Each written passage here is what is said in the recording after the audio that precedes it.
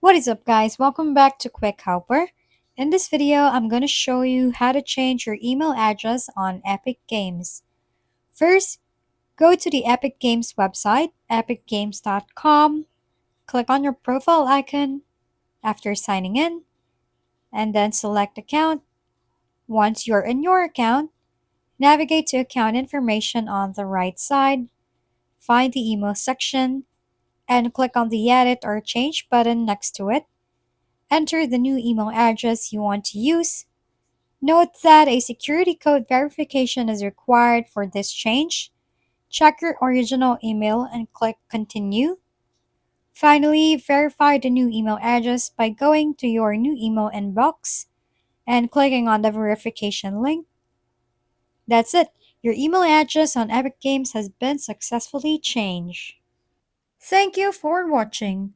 We hope this video helped you figure things out.